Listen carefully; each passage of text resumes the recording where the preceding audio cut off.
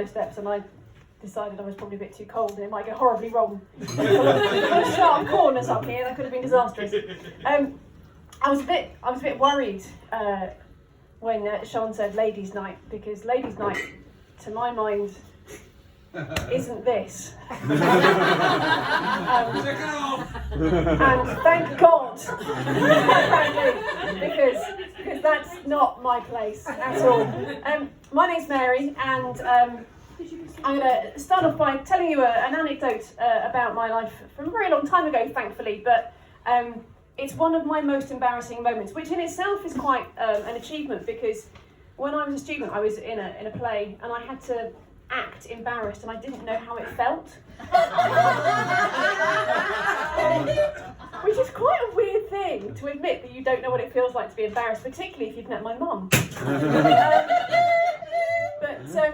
So the rest of the cast spent the whole 2 weeks leading up to the first night trying desperately to embarrass me, and I couldn't do it.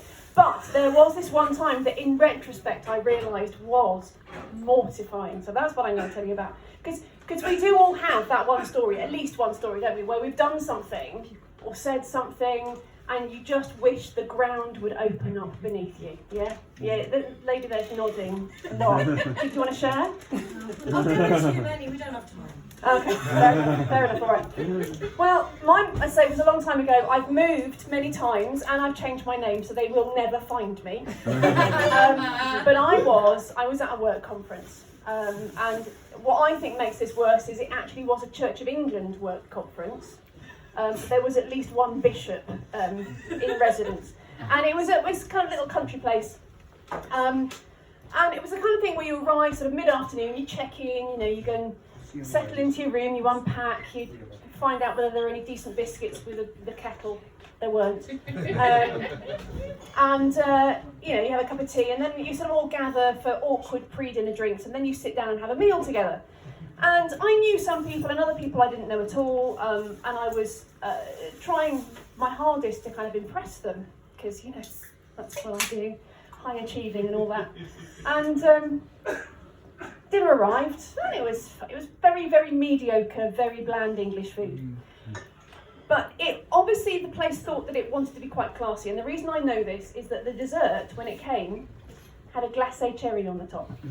Now, personally, I think glacé cherries are an abomination.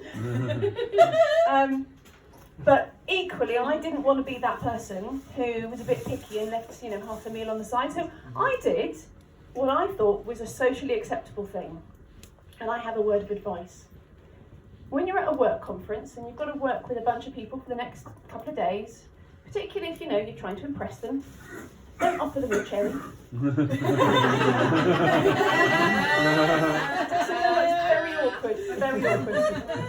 Anyway, so 24 years ago, no, not 24 years ago, when I was 24, that's not the same thing. When I was 24, it's longer. When I was 24, I got married, and do come in.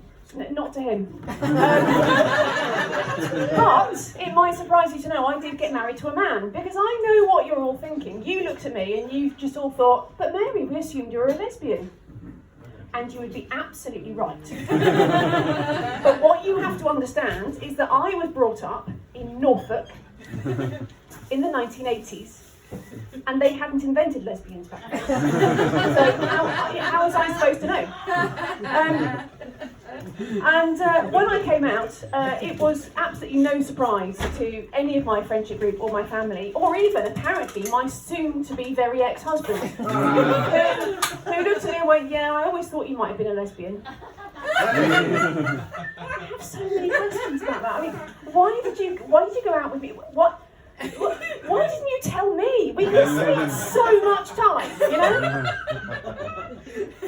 But when I did come out, the general consensus was, yeah, we're not that surprised because you always have been one of the lads. And I know what they mean. I've always had a tendency to dress in kind of slightly masculine type clothes, brogues and suits and ties and things, even as a teenager, even in Norfolk in the 1980s. So much so, I'm pretty certain my mum thought I might be trans. I'm not, but bless her, she was completely cool with that, which I think is quite amazing. But come on in.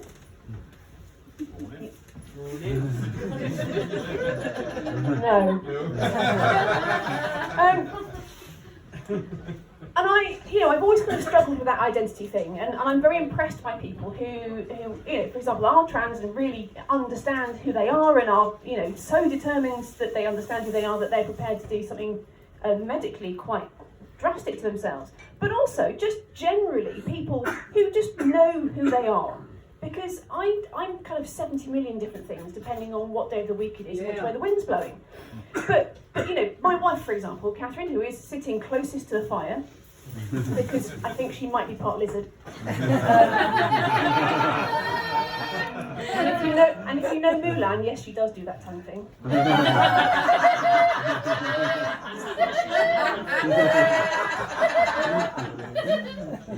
Anyway, moving on. So Catherine knew at the age of 4 that she liked women more than she liked men. Okay, she was watching Calamity Jane with her family, and to this day, she has never forgiven Clam for ditching the best friend Katie, and in Catherine's words, marrying some sweaty, hairy cowboy. And she's never looked back. Okay, she couldn't have put a name on it. To be fair, she grew up in Bristol, so they almost certainly had invented lesbians in the 80s. But, but me, I don't know, I've never been comfortable sort of claiming that butch lesbian thing, even though other people might put that label on me. Don't get me wrong, I love a power tool, okay? I have 4 different Sanders. And 3 different that was a really good sale on Black Friday. But equally, I really love dressing up, and I love glitter and that kind of thing. So I've decided that probably what's happened is somewhere in an alternate reality across the multiverse, I was born as a boy, and I grew up to be a drag queen. It's the only answer, I think. But anyway, I've been married to Catherine for nearly 10 years. It'll be 10 years in April. Yay! Thank you so much. Thank you. Yeah, I think I deserve that. Thank you.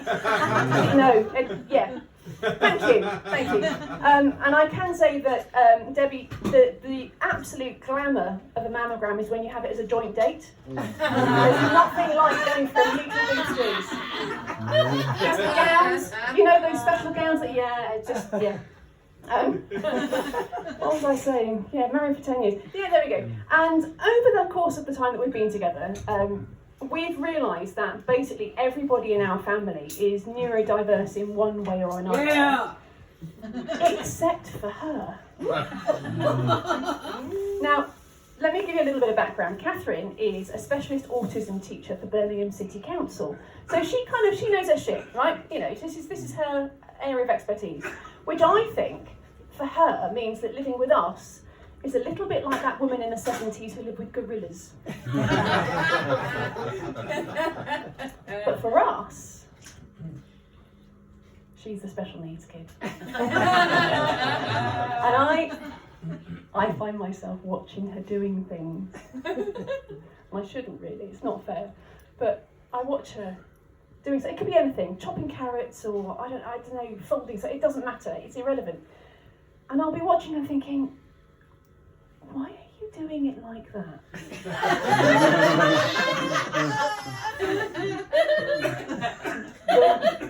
the wrong way.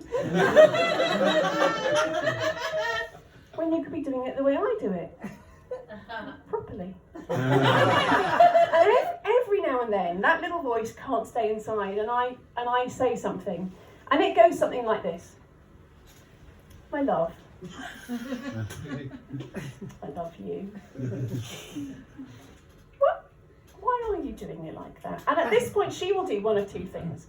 She will either look at me and she'll go, "Fuck off," which, quite frankly, is fair, because it is. Or she will say something that, quite frankly, terrifies me. She will look up with a slightly bemused look on her face and go, "Oh, I don't know, I wasn't thinking." How does that work? Do you mean to to tell me you haven't got some kind of subroutine going on in your brain all the time, annotating, how many times you've cocked up, what you should have said that you didn't say, how you should do it better next time, how much of a failure you really are? No? No. She has autopilot. And the reason I find this terrifying is that if you believe what we're led to believe, and that neurotypicals are the majority of the world's population, they're not the majority of the world's comedians. Tell me that. But if they are the majority of the world's population, that means they're running shit. Yes, exactly. Half the time they've got no idea what they're doing. No idea at all. And it really worries me. How is it that the world hasn't completely collapsed? We are doing a pretty good job of fucking it up. But, how has it lasted this long? And I have a theory. I reckon that we've got covert, neurospicy individuals stashed in all those really important places. Okay? Like, for example, air traffic control. Yeah, you need specialism for air traffic control. Somebody who's going to be very detailed and make sure that things don't fly into one another at high speed, at high altitude. In which case, you want somebody, preferably, who's autistic and likes planes. If they don't like planes, then it's probably a disaster. Or, alternatively, my personal favourite is crisis management. Okay, crisis management is a very highly specialised, highly specialised job, and you want someone with a lot of experience, in which case you need somebody with ADHD. Because we live in a constant state of crisis, and quite frankly, managing yours is a hell of a lot easier than dealing with our own. So, along this same train of thought, I start to wonder, how is it that humanity ever got off its, collective arse around its cosy little campfire, having small talk, whatever it is that people do, and travelled across the globe, ended up in every corner of the earth. And I reckon it was partially the ADHD kids going, what's over there? What happens if I do this? Does anybody know where those big things go when the rains come? I'm going to follow them. And equally, how come they had a fire in the first place? Well, I have a theory about that too. Because I reckon there is only one kind of person that has the sticking power to sit there, banging together 2 stones for hour upon hour. Admittedly, they were probably only doing it because it made a really cool sound. But eventually they got a spark and a flame, and I am absolutely certain that fire was brought to the human race courtesy of autism. It seems obvious to me. So I'm going to leave you with this. The next time, you're dreading going to that family event because of the one weird uncle who, wants to tell you about his stamp collection or whatever it is, or, you're rolling your eyes because yet another comedian's told you about their ADHD diagnosis, or potentially some random woman offers you a cherry at dinner, just remember, we're the reason you're all still alive.